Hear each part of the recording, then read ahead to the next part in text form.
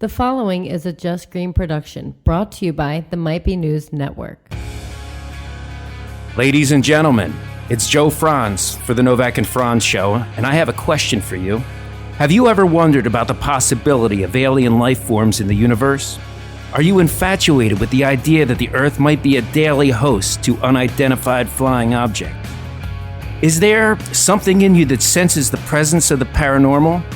Well, if the answer is yes, and I'm sure it is because you're listening to us, and we're into that stuff too, as you know, I have some very good news. The first good news is Novak is absent today, and the second good news is we're going to take a departure from our normal subjects to discuss UFOs, aliens, and paranormal activities with three very, very distinguishing guests. We're so happy to have the opportunity to have them join us on the Novak and Frantz show. First, filling in for Novak as co-host is Dave Altman. Dave is a celebrity talent agent who's always been obsessed with the paranormal. He's a consultant for many UFO programs such as History Channel's In Search Of and more. Basically, whenever they make one of these UFO or paranormal specials, he's one of the first calls that they make. He's VP of the talent agency conventions, etc. He books celebrity appearances for actors and other media personalities such as Corey Feldman, David O'Leary, who's the writer-creator of History Channel's Project Blue Book. And unfortunately for him, he books the appearances for Novak and I feel sorry for him. He was also a close friend of Ryan Dunn, which is why we're lucky enough to have him on the show. And we're not going to stop there because we have two other very esteemed guests, okay? Next on the line, we have Alejandro Rojas, okay?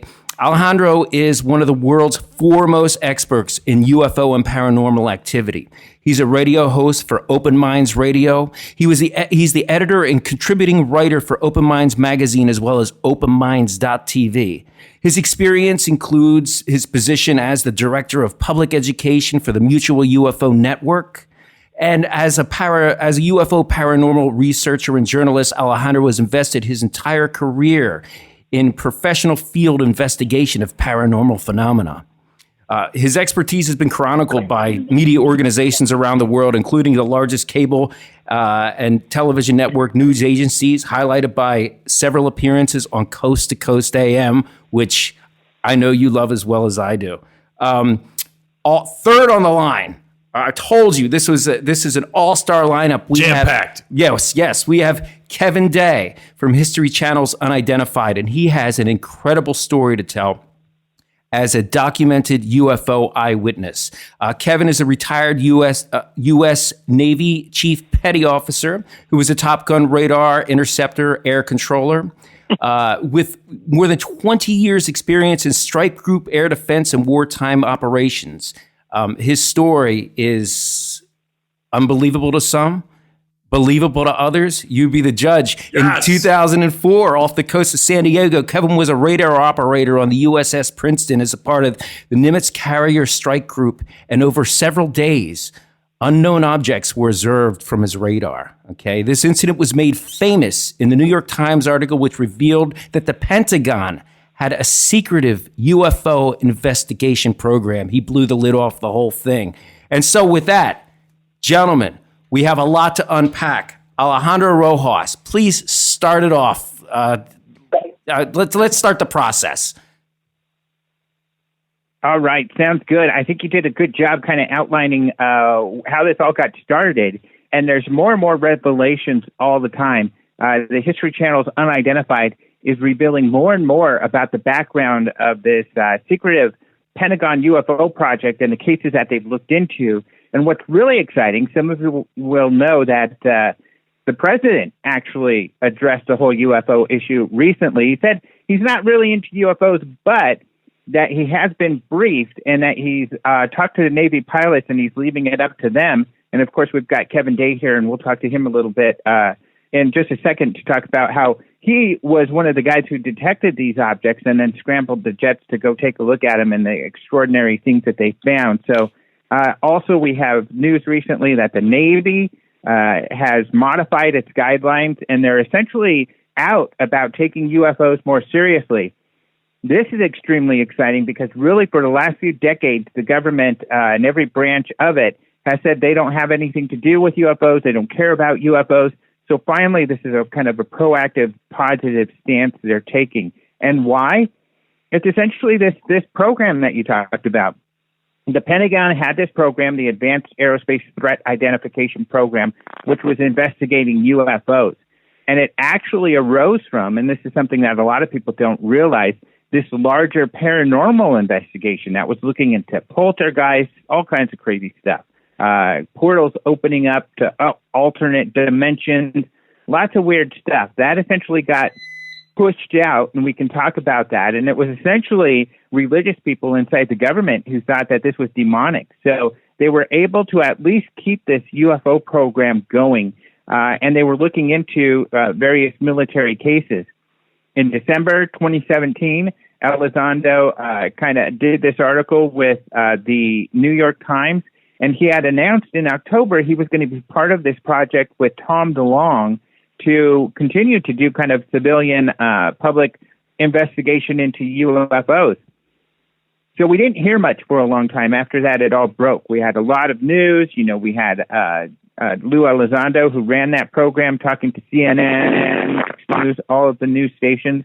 We also had, in that New York Times article, a couple of videos from F-18s where the Navy captured videos of what they believe to be these objects.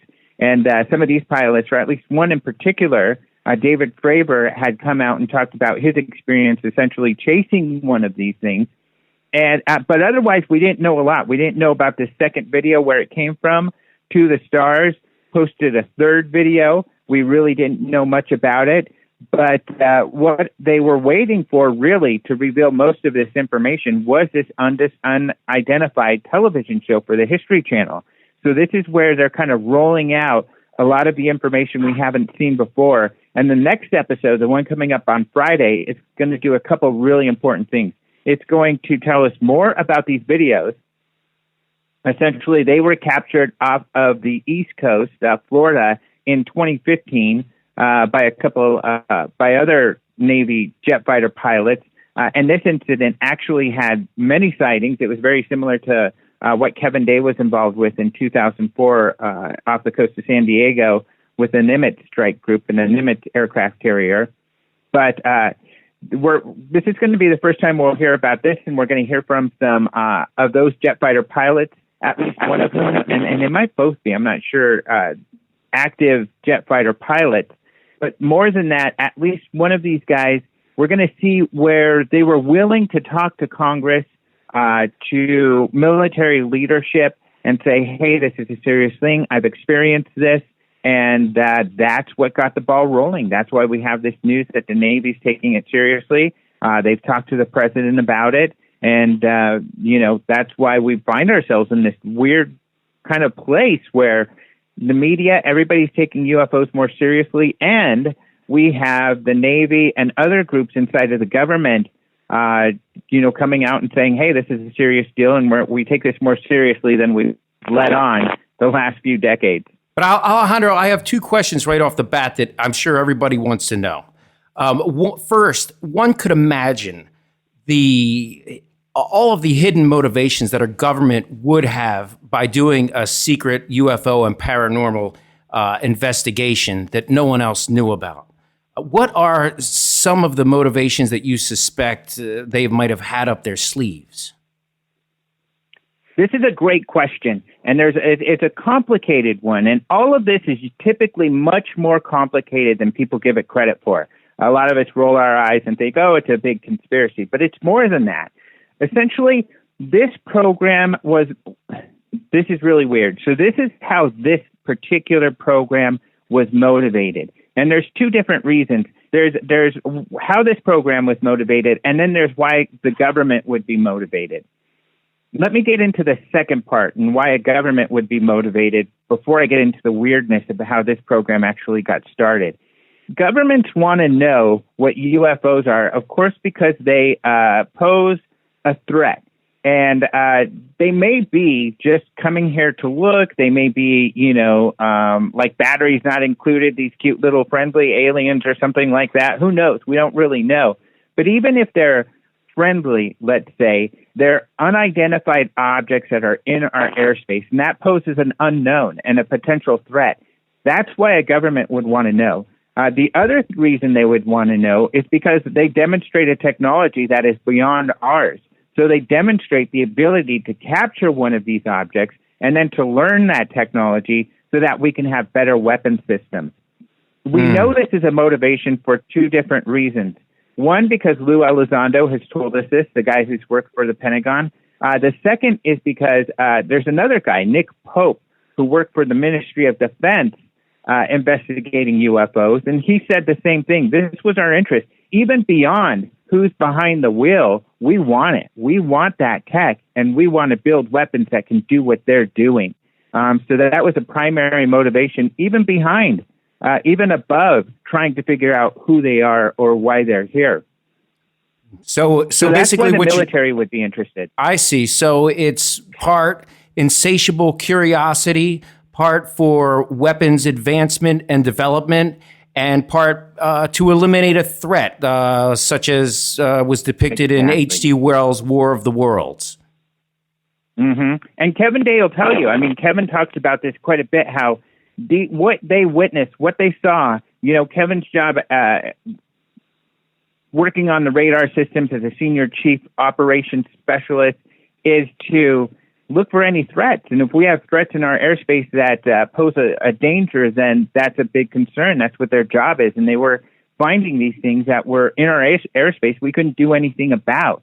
But this particular program, the way this one got started, and this is important too, especially when it comes to the conspiracy end of things, there was a guy named Robert Bigelow. He's a billionaire, essentially. He started this company called Bigelow Aerospace, and he's now working with NASA and building, pieces to the space station, working on building spaces for the moon and even in orbit and stuff like this. But he's had a lifetime interest in the paranormal, and he very early on in the 90s got a group of scientists together, and they've been looking into the paranormal, including UFOs, for a long time now. They bought this ranch where there was a lot of weird paranormal activity happening, poltergeist experiences, these weird creatures, just a lot of cattle mutilations, really weird stuff. Well, things kind of died down. He bought this ranch in the 90s. They did a lot of investigation. They couldn't figure anything out. Essentially, the scientists were having their own paranormal experiences, but they felt like they were being outsmarted by whatever the phenomena was. Early 2000s come around, activity on this ranch dies down, and so a local journalist, George Knapp out of Las Vegas, is able to then get permission to write a book about their investigation, along with the head scientist, Colm Kelleher. They write this book, and it comes out, and it's kind of a hit. People are floored by what's going on here. Well, there's a DIA agent, Defense Intelligence Agency. He sees this, and he calls up Bob Bigelow and says, hey, I want to go visit this ranch. Bob rarely allows people to go to the ranch, but this guy's credentials were so substantial that they allowed him to. He instantly had a paranormal experience. We don't know who this guy is. He's remained anonymous, and they haven't shared what his experience was. But it was so fascinating and personal to him that he went back to Washington, and he went to Senator Harry Reid, the senator for Nevada, and he said, hey, I know you're friends with Bob Bigelow, because Harry Reid was, and he had an interest in the paranormal. We need to start a program on the paranormal, investigating this ranch and this paranormal stuff, including the UFO investigations that they're doing. Harry Reid says, you know what, you're right. He goes to some of his fellow Congress people, and he was able to get permission to run this program. He got $22 million to dedicate towards this program. However, because of the nature of the program, and they knew people would make fun of it, they tried to keep it as secret as possible. So very few knew about it. So that's how the program started. They got $22 million to create this program called the Advanced Aerospace Weapons System Application Program to investigate the paranormal. Very quickly, word got out that they created this program, and these religious factions within the government said, no, this is demonic, and they attacked the program. people inside the program decided, you know what, there's no way this program's going to exist. These people just aren't going to tolerate it. Let's create a sub-program on UFOs, and hopefully that will remain because the rest is not going to last. And sure enough, they were right. The program, then the main program essentially was closed down, and just the UFO unit existed still exists to this day. They lost all their funding in 2012, but Lou Elizondo still kept this program rolling, essentially when he had time. He works on terrorists and anti-terrorist type of intelligence, but when he had time, he would work on these UFO cases, and that's how the program continued. And he says when he retired in October of 2017, that someone took over for him. So that was kind of the motivation that Harry Reid had. The reason why this is important when it comes to conspiracies is this is a pet project of Harry Reid in the Pentagon, but these programs are very siloed. The people inside the program, Lou Elizondo included, say they are aware of other top secret projects into UFOs, but they're not aware, besides rumors, of what they're working on or what they're doing. So they have their one program, but they know there are others. Yeah, and we know... Oh, I'm sorry. I didn't mean to interrupt, but I just wanted to remind the listeners that we know that this is the way our government works, whether it's the CIA, the FBI, the Pentagon's paranormal research. The way they do their divisions is very separated. That way, the government specialists don't exactly know what their research is for. They just know they're doing research which then gets compiled and cataloged on a higher level that they are never aware of. That way, there's no leaks as far as our national security and secrecy. Compartmentalized. That's a better way to say it. And these agencies don't necessarily work together well. I mean, they all are out for themselves. The FBI, the CIA, the Navy, the Air Force, the Army. The Army doesn't share information with the Air Force. Air Force isn't going to share with the Navy. They're going to hoard that information so they can have an edge over everyone else, and they can also then develop these technologies for themselves. So all of these agencies are very competitive with each other and secretive, keeping secrets from each other as well.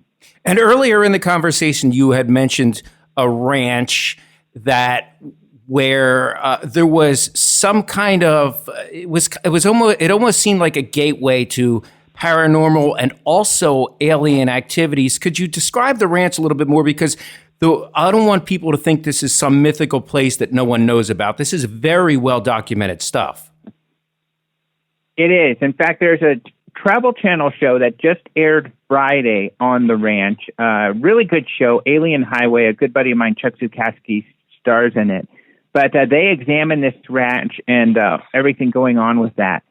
But you're right. This ranch has been investigated by many people since the 90s, including many scientists. Several of these scientists are now working with Tom DeLonge and the To the Stars group and Louise Elizondo, along with some other former high-level officials. But some of these scientists had their own experiences. They set up cameras. They tried to do experiments. And like I said earlier, they felt that they were outsmarted. In fact, a retired Army intelligence officer, Colonel John Alexander, who works in the defense industry, he coined the term sentient, a precognizant sentient phenomena, meaning that it's intelligent but precognitive because it seemed to know what they were going to do before they even did it. So it's called the Skinwalker Ranch. The Skinwalker Ranch. The Utah Winta Mesa. I'm sorry. I got excited and I totally cut you off. Could you repeat that for our sleuth listeners who want to do more research? Yes, it's the Skinwalker Ranch. If you want to do more research, it's always good to read books. So Hunt for the Skinwalker by George Knapp and Colm Kelleher is a great book to check out. Otherwise, if you'd rather watch a documentary, Jeremy Corbell created a documentary called Hunt for the Skinwalker. I think it's on Netflix now, too, but you can definitely find it on iTunes. But both of these are really great sources for more information. Wow. I've got a lot of stories on all of this at openminds.tv and some interviews, including with John Alexander, George Knapp, some of these people that I already mentioned. And all of us on this call are going to be at the UFO Congress in September. You can find out about that at ufocongress.com. But we'll have Jeremy Corbell there, who made the documentary, George Knapp, who wrote the book, and we'll have Kevin Day, who we're going to hear from in just a second, who's on this call. He'll be there as well. And even Dave's going to be there at the UFO Congress in September. Yeah, and ladies and gentlemen, and ladies and gentlemen, when Alejandro said go to openminds.tv and there's a ton of information there, he is not kidding. I've been checking it out all week. I mean, with interviews and articles and everything you ever wanted to know to satisfy your curiosity and to point you in the right direction on all your questions, you got to check it out, openminds.tv. Yeah, thank you very much. And in fact, we get a lot of attention from mainstream media, especially right now, because everybody's scrambling. All of a sudden, UFOs are a serious thing. Nobody's really taken a serious look at them in the mainstream media. So now they're scrambling for legitimate information. And luckily we have a bastion of that at openminds.tv. Absolutely, you do.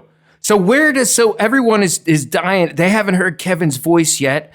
Our eyewitness to UFO. Please, how do we unpack this here? How do we get where does Kevin's story come into all this? Okay, yeah. So in that New York Times story in December 2017, it broke the news that there was this Pentagon program, and as an example for one of the important cases that they were looking into, they used this Nimitz Strike Force example. So in 2014, and we'll have Kevin start up it here in a second, the Nimitz Strike Group, which is, an aircraft carrier doesn't travel by itself. It's got a whole entourage of ships. And Kevin was working on the radar ship, and he started getting some weird things on radar. So maybe, Kevin, you can take it from here. Hey, guys, thanks for having me on the show, by the way. Oh, thank you so much for making the time. Off the coast. Yeah, absolutely. We were off the coast of San Diego in 2004, not 14. And we'd received orders to deploy a little early, so we were out there trying to get a lot of training done. And I'd been watching these objects on the radar. They were appearing right off of Catalina Island up by L.A. And the weird thing about them is they weren't on a ComAir route or anything like that. They were appearing in groups of 5 to 10 at a time, tracking real slow to the south, about 100 knots, which is real slow at 28,000 feet. And they would appear in groups. They would track all the way down off the coast of Baja, and then several hours later or so, another group would appear and would do the same thing. Now, at the time, I didn't have any aircraft on the aircraft carrier because they were still on the beach. And I was just waiting because I really wanted to intercept one of these things. I was just waiting for the right moment. And that moment came. We were going to do an 8X. It was on the 14th of November.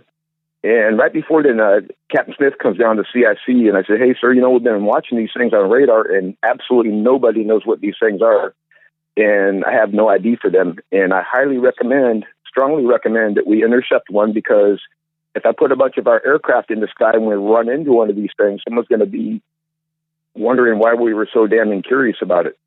And he said, you're right, Senior Chief, take one of the aircraft and go look at it. And so that's kind of how that transpired. It was a pretty boring intercept up until it got to what we call the merge plot position, which is basically two objects in the same vertical piece of sky. And on a two-dimensional display, it looks like one contact now. And as soon as that happened, that object dove from 28,000 feet down to the surface of the ocean. And I was looking at the data reduction the next day. It was in less than a second, actually 0.78 seconds it made that maneuver. It turned out to be Commander Fravor fight. He chases it down to the water, and that thing, when he got down in the visual arena with it again, it popped back to 28,000 feet in 0.78 seconds again, and continued going south as if nothing interesting had just happened. Okay, so wait a minute. This is crazy. Okay, hold on. I got a lot of questions for you, Kevin. Okay, visually, I want people to understand what's going on here. Okay, so you are part 2004. It's the Nimitz Carrier Strike Group, and you're on the USS Princeton, which is an aircraft carrier. Is that what it is? It's a guided missile cruiser. A guided missile cruiser with a Spy 1 radar. Yeah, we were the air defense commander for the strike group. And what does the strike group look like? If you were to describe what the strike group looks like, how would you do that to our listeners who have no idea what you're talking about? A typical strike. Yeah. Hey, Kevin. Sorry, this is Dave. Sorry, it's Dave. Yeah. Frantz, did you ever get a chance to check out the documentary on YouTube, The Nimitz Encounter? Yes, I did. Yeah, but I'm trying to. I know what it looks like, but I'm trying to get our audience to picture it in their head. I just want to suggest that, obviously, I want Kevin to give the best description. If people really want to get a good visual, yes, go ahead. After they listen to this, they can go search on YouTube, search the Nimitz Encounter, and there's a 30-minute documentary that our good friend Dave Beatty made. It's got over 1 million views, and you'll be able to get a really good visual of the whole thing. But we'll let Kevin tell it, from his point of view. Awesome. Yeah, a typical strike group will obviously have an aircraft carrier, and then it's going to have your air defense commander, which is usually an Aegis type cruiser, and then it's going to have 2 or maybe even 3 smaller ships called DDGs, Arleigh Burke, and they all have a spy radar. And we'll have a supply ship with us generally that comes and goes and brings us some supplies. And there's probably a submarine with us that no one knows anything about the whole time. And in addition to that, we have the air wing, all the airplanes on the aircraft carrier. And you're sitting there, in front of the radar. And what is it that you went out there to look for? You're just looking for military defense stuff to see if, the Russians are flying into U.S. airspace, that kind of a thing? No, we were out there in a military practice area where we go out and do exercises, and it's a restricted flight area. In other words, they have notice to air navigation, and it goes out and they tell people to stay clear of the area if you're a pilot. And we were getting ready to do an air defense exercise, and right before that, I started getting a couple of days before that, I started getting these weird contacts, and then I was concerned about safety of flight more than anything else. At least publicly, but internally with myself, I was thinking in my head, I've 18 years of looking at these damn radar, and I've never seen anything like this. I want to intercept one of these things. Wow. Maybe it's even a UFO. I was thinking to myself. Wow. So this is normal every day. That's what it was. So this is normal everyday flight exercises that the military conducts on a daily basis. You're not out there looking for anything out of the ordinary that. You're looking for stuff that would interfere with the flight exercise, and then you're seeing these blips that are breaking the rules of physics like nothing that you've ever seen before. Well, Kevin, oh man, that's an incredible story, and I can only imagine how much it would pump you up, how much it would excite you and make you. I don't know. It would jar a guy like me to look at the radar on a normal flight exercise and see a blip on the radar screen that breaks every law of physics known to mankind. And I know you have to go. I know your time is very limited and you have another meeting. Thank you so much. I don't know. Alejandro, what's your takeaway on this? Well, yeah, what's incredible, there's a couple of things. There's even some of that precognitive sentient phenomena going on here. What happened, like you said, Commander Fravor went down to chase this thing. He saw it above some water that was boiling, is how they described it. They felt like maybe there was something under the water. The water looked, it was described by others, as if a submarine maybe had just gone under. But they don't know what that was all about. Right. It was turning, these sort of descriptions. Then the object, as he went towards it, moved, and it seemed like it knew that Fravor was coming at it, and it started to maneuver. Fravor did this kind of curve maneuver, and it followed that maneuver. And then finally, when Fravor tried to get in front of it, it just took off, boom, extremely fast, and was gone. They couldn't find it, and then later on, they did find it on radar, and they said, "You're not going to believe this. It's at the cap point." And what a cap point is a place in the air where essentially all the jets are going to get together and join up. And what's strange about that is, out of all the amount of space out there, tons of space out in the ocean, it, for some reason, reappeared where they were going to be meeting up later in that day. How it knew that, we don't know. Really weird phenomena. To the pilots, they really took that seriously and felt that somehow this object knew what they were going to do again before they did, sort of thing. Yeah, the cap point is on a very, very highly encrypted channel that changes like every couple of seconds, Alejandro? I'm not sure of all of the procedures behind it, but right, it does change because for security reasons, they don't want people to know where that is. And of course, you don't want that enemy to know, especially because this is typically being used in an operation against an enemy. So it was really weird. In this case, by the way, the enemy were some Marines and others. This was a training exercise, what they call a blue-red exercise, where there were two groups that were kind of fighting against each other in a mock type of battle. What were the chances that this could have... Really... Yeah. No, I mean, your average person is going to be listening to this, and they're going to say, what if this can be explained by another phenomenon that's not paranormal or supernatural or, that qualifies as something other, right? Suppose someone says, oh, what if it could have been an electrical field putting a blip on the radar. It could have been an experimental military aircraft. It could have been, an electrical current such as Aurora Borealis, where there's a high electrical field in the air, some kind of atmospheric conditions. What do you say to the people who have that kind of counter theory? Well, one thing that Kevin, unfortunately didn't mention because he had to go was that him and another crew member, computer guy that worked with him, Gary Voorhees, actually witnessed the object through binoculars. So, and what we haven't said is the description of the object, which I'll let Alejandro get into. Maybe he can describe the Tic Tac for you. Please do. Yeah, and this is a crazy aspect. It's what Fravor saw.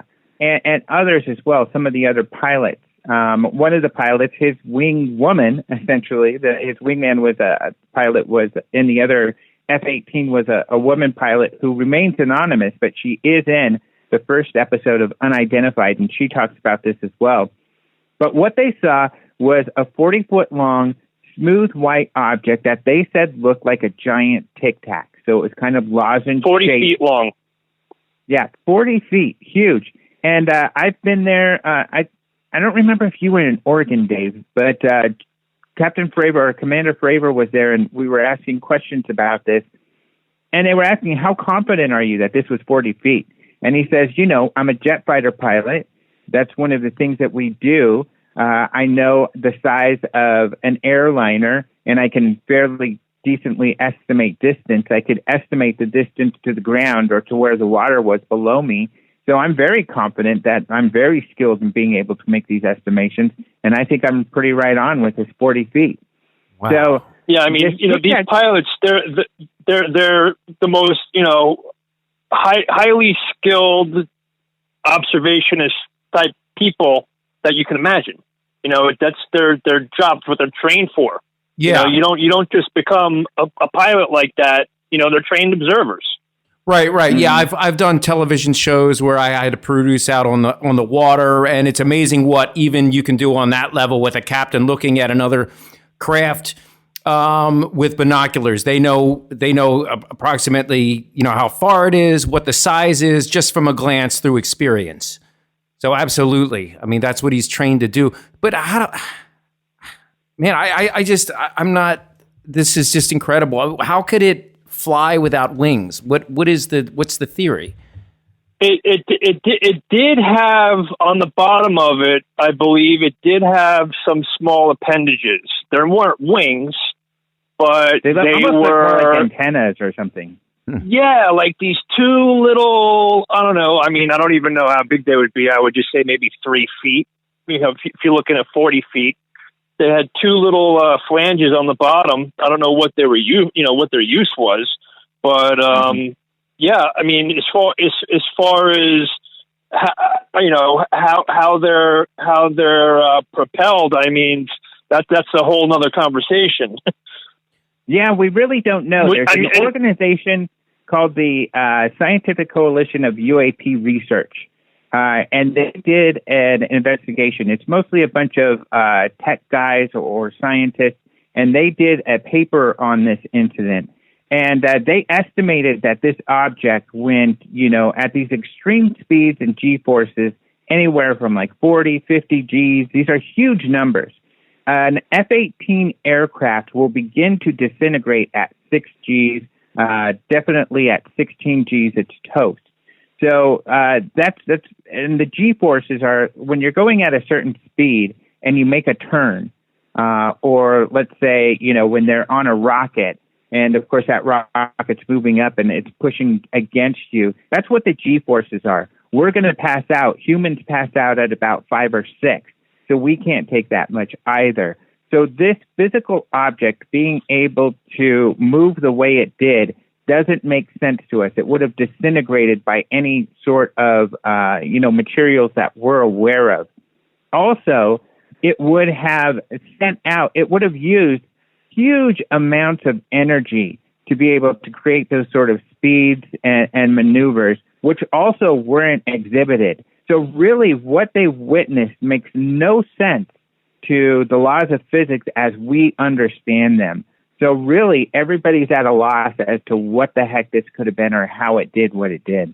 Has the Air Force attempted to... Go ahead. No, I was just going to say, which is why the U.S. government is looking into it. I mean, that this is what they want. They want to figure this out so they can try and recreate it for us. So they claim that they can't account for it. But I'm always doubtful. Whenever the government says something, to me it's like a game of chess, right? They're always 2 moves ahead. Have you heard any information that they're privy to what it was, or they have a theory as to what could stop and start without slowing down, and what could move so fast? It's just crazy. What do they think it could possibly be? Yeah, if you go, there are theories to the stars. Essentially, that ATIP organization Lou Elizondo was part of. There were scientists who wrote some theoretical papers about, and the science is way over my head. These ideas of being able to bend space-time type of stuff. That this is kind of what it could have been doing. So there's a lot of speculation somehow trying to create these like a bubble around it that manipulates space-time so it isn't subject to the same forces of gravity and everything that we are. But we really don't know. We also don't know what the military or the government really knows either. And it's twofold. First of all, Lou Elizondo, who ran the program, he doesn't know what others know. He doesn't know what other groups are out there or what they've done. But even with his own group, ATIP, and who he worked with to do this analysis, we don't have that information either. Lou has always said he's not going to share classified information because he's got an oath to that. But he's also not going to share information he's aware of that other departments have, because that's not for him to share. Even if it's unclassified, it's for them to share. And so a big part of what To the Stars is doing, and we see this a lot in the next episode of Unidentified, is going to all of these places and telling these guys, look, we've done it. We've brought out these pilots. We've been in the news. You don't have to be worried about being made fun of. The people want to know. They should know. You need to share what you know. And that's a big part of what they're doing. They're talking about greasing the wheels. It's not their job to share all this information, but what they can do is try to talk to the people inside so they share that information. So hopefully we'll find out some more. George Knapp from KLAS, that I mentioned earlier, he's been leaking a lot of government documents, and one of those government documents is an analysis of this Nimitz situation. And it is pretty interesting because they do speculate along the lines of things like maybe that was a large underwater craft that this thing was near, why they saw that bubbling water. that this object came out of. But there's also some other information. In Unidentified, we saw from another couple of radar operators, one of whom said he noticed one of these objects on radar go underwater and cruise at the same speed and then come out of the water. And Elizondo says they've got other cases where that same thing has happened. It's kind of a multi-medium ability. We don't know how to do that. I mean, something splash into the water and then fly 1,000 miles an hour and fly out of it. I mean, just a lot of really extreme, strange stuff. So it seems as though they're at a loss as well. And you bring up a very, very important point, which I'd like to stress, is that, I've known some very credible and believable and sober people who claim to me in private that they've seen UFOs and paranormal phenomena, but they're afraid to come out and tell anyone because they don't want to be labeled as a crazy conspiracy theorist or a nut, or they don't want to be called insane. And I think that it's very, very important that the more people feel emboldened to come out with their stories, the more we could learn about this. And yes, there will be people who might be seeking attention and will fabricate stories, but you get that with any phenomenon. You're always going to have a liar in the room. But I just have a feeling that there's so many people who haven't come forth with their stories because they don't want to be met with skepticism. And I think that, building awareness is just, it's very, very important that people feel emboldened. Right. Even in that report that I just mentioned that George Knapp leaked and then Fravor and others acknowledged that was a real report of this Nimitz event, that Fravor and others described when they got back to the aircraft carrier, their intelligence officers and others that met them with tinfoil on their head. People were laughing about it, making fun of it. And some people got really upset. They were not cool with being made fun of just because they had this experience. But you can understand, because of seeing others go through that ridicule, I'm sure there were other people who said, well, I'm not going to say nothing if I see something again. And I've talked to military witnesses who have said that. We didn't report it. Are you kidding? We didn't want to be made fun of. And in fact, one of the radar operators who said, he saw the object go under the water on radar, said there were other radar operators in the room. And I contacted them to see if they would come out as well. And they all said, hell no, they're not talking about it. Wow. Well, so let me ask you this. Now that the genie's out of the bottle, now that, it's proven well-known and documented fact that our government had this program where they were studying paranormal activity for years and investigating UFOs and all this stuff. Now that the genie's out of the bottle, what is their explanation for covering it up? Or what are they saying they're looking for? Or what is the state of the union on that as far as the government is concerned? Well, they haven't said a lot, and it's sort of interesting. The Navy has said that we do take these things seriously, and we're writing up policy to make sure that everybody does take it seriously. But we're not going to share with you what that policy is. And they said that we and the Air Force do take this seriously. It's nice to say, and I hope they do, but that's not what they've been telling us for the last few decades. I interviewed Nick Pope, that guy I mentioned who worked for the Ministry of Defense recently, and he said this. He said, we can't remember that if that New York Times article wouldn't have come out, they would still be telling us that they don't care about UFOs, they don't investigate them, and wouldn't have anything to do with it. And if you were to ask them before that article came out, let's say you made a request in November of 2017, you would have been told that too. So even though they're playing nicer, they still would, it's only because their hand has been forced, kind of like what you've talked about. And essentially, that's all they've said. They haven't really spoken to it any further. We don't know what sort of analysis they've done in the past, what sort of research they've done in the past. We don't know any of that still, and they're not sharing any of that information as of yet. So we'll find out. We do know that, these guys have been to D.C. There have been people on the defense committees who have asked for briefings in Congress and received those. Now we know the president at least received a very short briefing on the whole subject. So hopefully that will get some more movement. But that's what's really exciting is this story is unfolding right now.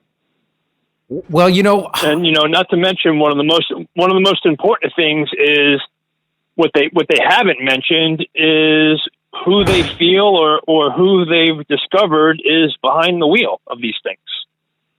Well, they haven't come out. Go ahead.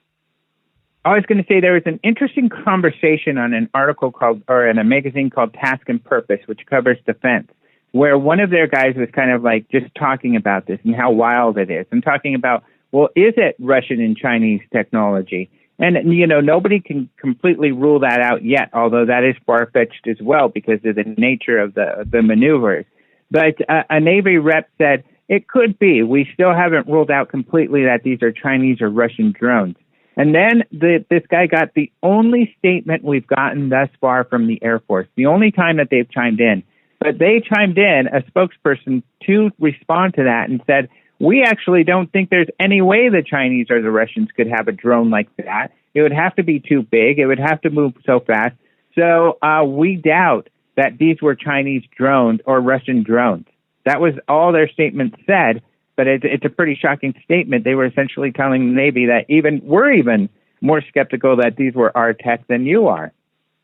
Well, these things happen in small increments, right? So, I mean, I'll take what I can get as far as the fact that they've admitted that they don't know what this is, that to me speaks volumes to the fact that there is evidence of unidentified flying objects. I mean, it's official, and, obviously, I believe that there's a lot more that they're not telling us. I do believe that they have a lot more theories that we're not privy to. But I don't know. As far as them finally admitting that there are UFOs, I'll take what I can get.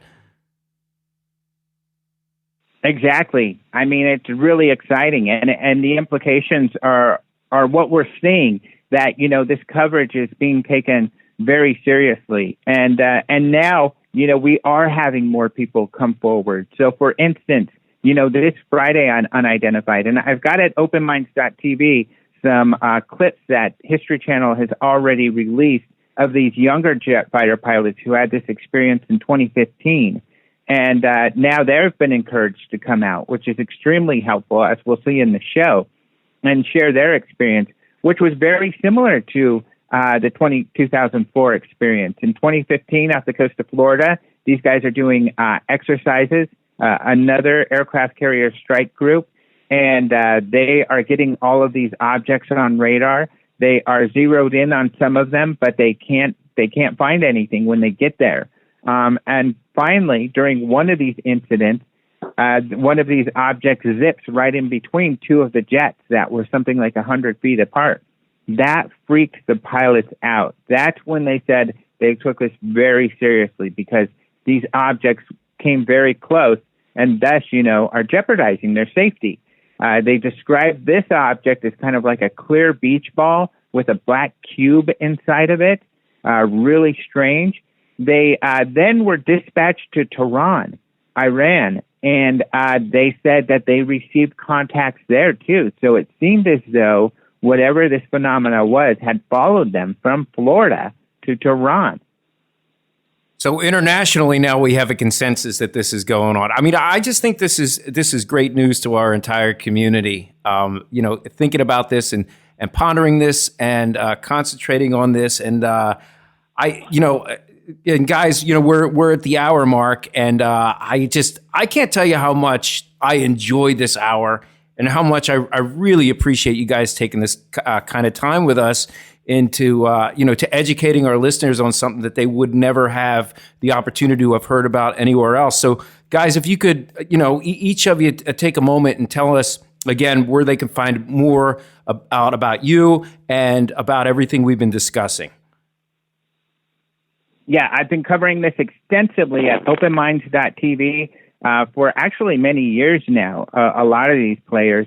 So Open Minds TV, you can find that out. But if you want to meet a lot of these people in person and hear from them directly, and even be involved with Q&As where you can ask them questions, then you're going to want to be at the UFO Congress in September and you can just go to ufocongress.com. Wow. So And people are going to be I'm able always easy. No, I just for Alejandro real quick. Frantz. Yeah. So Alejandro, people are actually going to be able to come see and speak with doing a Q&A session one-on-one, their own personal questions to eyewitnesses of UFOs. Well, other eyewitnesses, so Kevin Day will be there. Unfortunately, we don't have any of the pilots scheduled to be there at this time, but they will get to talk to Kevin Day, others who have seen UFOs or researched them, and George Knapp and Jeremy Corbell will be there who have been covering this also in documentaries and books. That's incredible. And again, ladies and gentlemen, openminds.tv, like I said, I've spent all week there every night, browsing the site and looking at the links and the articles. You got to go there for more information. And Dave Altman, how can they find out more about you and what you're up to?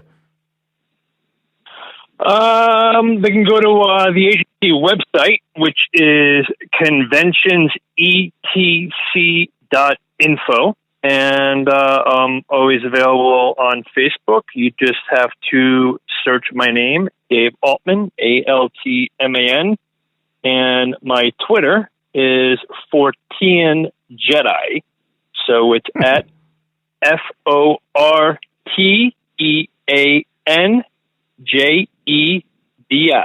Fortean Jedi. That's awesome. And Alejandro, what's your Twitter? Oh, Twitter, it's Alejandro T. Rojas. So I'm super active on Twitter, talking about all this stuff and sharing UFO news that's happening, day by day, hour by hour. So Alejandro T. Rojas. Well, gentlemen, thank you so much again for this hour, man. This has been awesome. And again, I'm so happy that Novak couldn't make it because we wouldn't have been able to do this. So thank you guys so much. Thank you so much. Let me just say something before I forget. Yeah. Will I be seeing you in Pennsylvania in Gettysburg? Yes. Yeah. We have a Gettysburg. What is it? What kind of convention is it, CJ? It is a creature feature. It's the Texas, not Texas. It's the it's the Frightmare weekend. Well, there's a Texas Fright. That's why I got it confused. But it's is August 30th, I believe, and Novak and Corey Feldman and a whole bunch of other celebrities. Just confirmed the other Lost Boy, Jameson, who played the other Frog brother in the Lost Boys. He'll also be there. So it's like a little Lost Boys reunion. Everybody can come out and meet him and get pictures and autographs, and we'll be out there. Thanks again for setting that up, Dave. And man, you must have a blast doing all this stuff. Or is it more stressful than it is a blast? Depends. Usually with Corey, it's very stressful. Or when you have Corey and CJ and Novak drinking in their booth years ago. Yeah. That was an interesting weekend. That was years ago. What was that, like almost 10 years ago? It's been a while. Wait, that